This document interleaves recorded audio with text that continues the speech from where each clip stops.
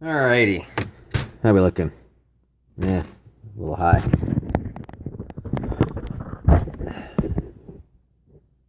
A little off. Okay. Battery's gonna die shortish, soonish on the camera. So, try and quickly just show the rear cantilever linear pull brakes setup. Now, one thing that I come across all the time is there's these conical washers. The dome fits in the cone, and the cone fits in the dome, whatever. And then another little washer for the nut after. Those being in this orientation is what you want. Having these other ones somewhere else, no, don't do it. It's flat part on flat part. That flat part's going to be on another flat part. This flat part's going to be another flat part. And then this flat part's on that flat part. Curve to curve, flat to flat. Now, these washers are two different thicknesses, depending on the frame. Width, like the spacing that the brake posts are at. You can swap the washers around, those ones. But just make sure you got your flats on your flats and your curves on your curves when you're done. And then what you're looking for when your brakes are finally set up and being applied, like you're on the brakes, the inside of the brake arm, right here, the part that's moving, should be as parallel to the rim face as possible. So you don't want them set up so it's all V-tail or it's all bent in. Parallel as possible, and that's why you have two choices. And that's also what I lubed when I was lubing the brake pads and not getting lube on the actual pad. I was putting a drop of lube on there, and it would work its way in. On a brand new bike, not say such a big deal, but on a used bike,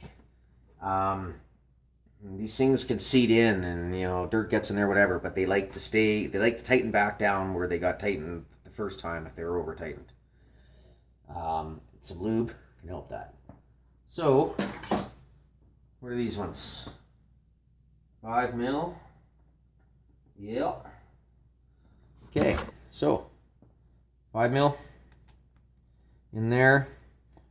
Y wrench, nice, awesome, great leverage, 3 different sizes. Had this for 25 years and it's still awesome. And when it starts to wear out, you grind it off. If you got a grinder, you just grind it down a bit. Good to go. Okay, so we'll set this cable back in. Make sure housing's in at all the places. So I'm getting springer just popped off. Put that back on. Okay.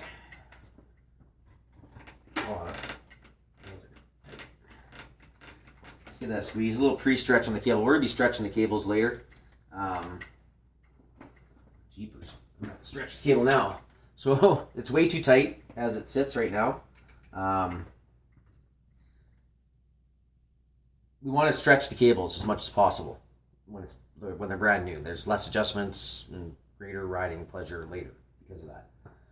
So I'm just going to squeeze this brake lever to the bar a few times. Oh, and I just now see why it's so tight. That's okay. Get in there. There we go. Oh, see, now it's perfect. See this? When you squeeze a brake lever, the approximate perfect adjustment is when there's a flat part, pretty much always, when the brakes are applied, it should be parallel to your handlebar. That's designed so that it's in the maximum strength where your hand is the strongest in its grip, kind of thing.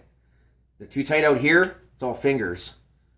Not going to work so good. And if you squeeze it to the bar, you know, it's less strength at that point, and you're running out of room for squeezing the brakes because you're hitting the bar.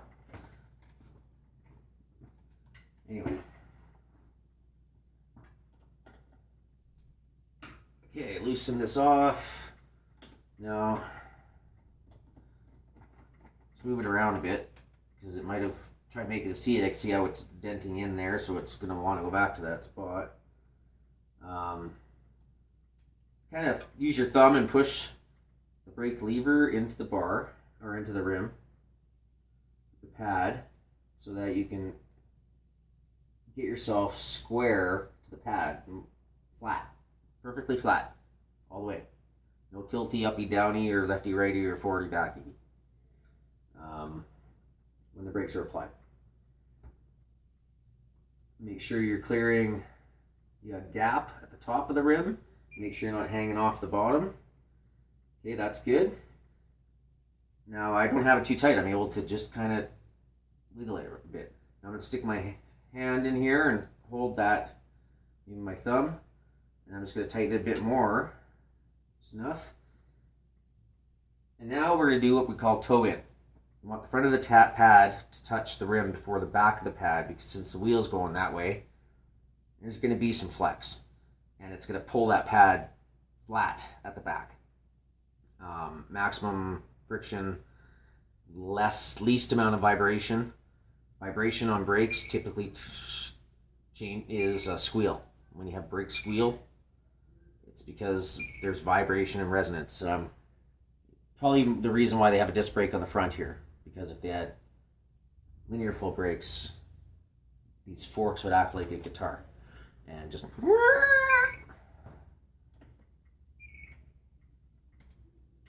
Okay, so I just push down on my tool while I tighten a bit, and now I've got a millimeter gap at the back of the pad when the front touches.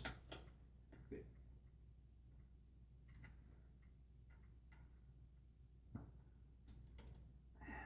Make sure we're still not. It'd be difficult to hold the pad against the torque by tightening that. There we go. Other side. Oh man. You guys can't see. Oh, that was tight. This side.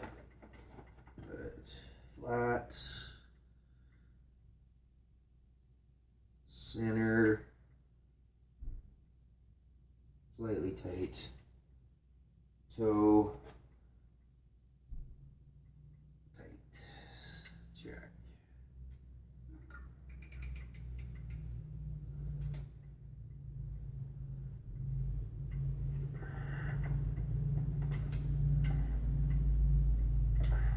Okay. Oh yeah.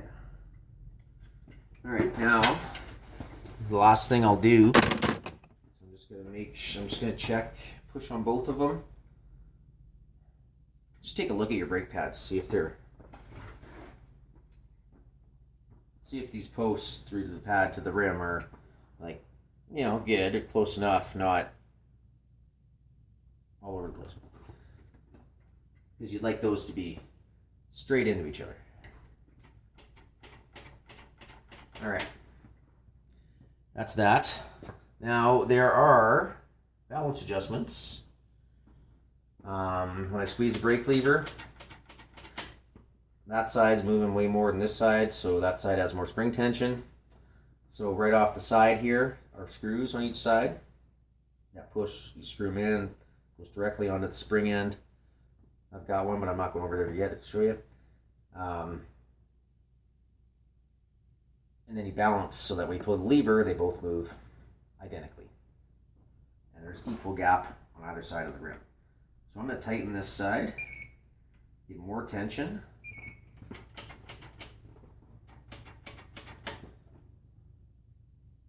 You know, need more, just a bit more.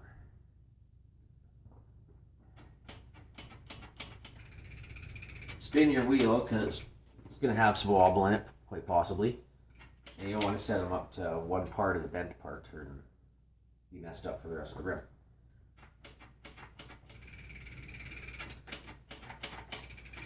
We'll get to taking wobbles out of your wheels at some other time. Yeah, that's pretty centered. After I test ride this thing, I'll be going through it again, just visually to make sure that everything is kosher. Take this cable, get it out of the way. Don't be hitting with your foot and fraying it. One of the most painful things that'll ever happen is you get some winds a bit, and you get one of those strands into your finger. Holy crap, it hurts.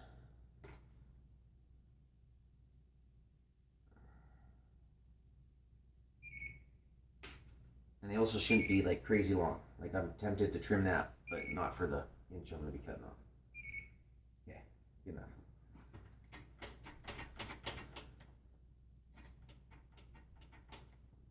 All right.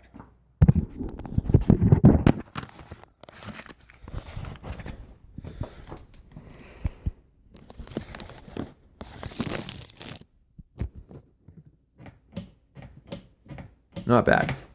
It's still off to the right a bit, the whole system, but that's probably because the brake posts aren't welded perfectly square. Something's not perfect.